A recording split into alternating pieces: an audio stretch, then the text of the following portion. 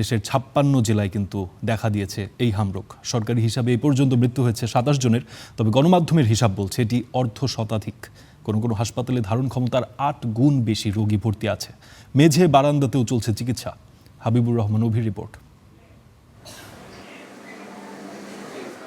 শয্যা না পেয়ে ওয়ার্ডের বাইরে মেঝেতে জায়গা হয়েছে ১০ মাস বয়সী খাদিজার। ৪ দিন ধরে রাজধানীর সংক্রামক ব্যাধি হাসপাতালের ৬ তলায় চলছে তার চিকিৎসা। যে হামের সমস্যাটা এগুলো কালো হয়ে আছে, এখন একটু কমতির দিকে। বাইরে অসুবিধা কি, এখানে যে বাথরুম গোসলখানার এইগুলোরই মানে আর কি সিরিয়াল ধরে যাইতে হয়। মশাও আছে, এই জায়গায় মশারি টানারও কোনো ব্যবস্থা নেই। খাদিজার মতো আরও অনেক রোগীর চিকিৎসা এভাবেই চলছে হাসপাতালটিতে।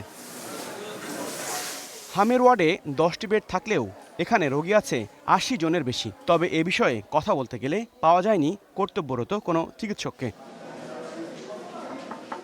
এদিকে ঢাকার শিশু হাসপাতালে একদিনে ভর্তি হয়েছে ১১ রোগী। ৩ মার্চ পর্যন্ত মৃত্যু হয়েছে 3 জনের। 5 দিন জ্বরে ভুগছে, তারপর যে রাতে দিছে 5 দিন। এখন যদি টিকা না থাকে তাহলে আমার বাচ্চার একটা সমস্যা হয়ে যাবে না। আজকে 5 দিন যাবত জ্বর, কালকে থেকে হঠাৎ থেকে র্যাশ উঠতেছে। বিশ্ব স্বাস্থ্য সংস্থা বলছে হামের ভাইরাস ছড়িয়েছে দেশের ৫৬ জেলায়। আক্রান্তদের বেশিরভাগই চলে আসছেন রাজধানীর হাসপাতালগুলোতে।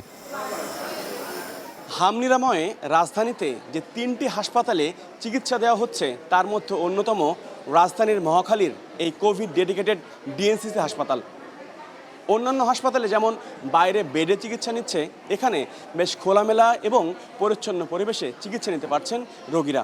এখানে এখন পর্যন্ত ফাঁকা রয়েছে ৮০৩টি সিট। হাবিবুর রহমান অভি, স্টার নিউজ, ঢাকা।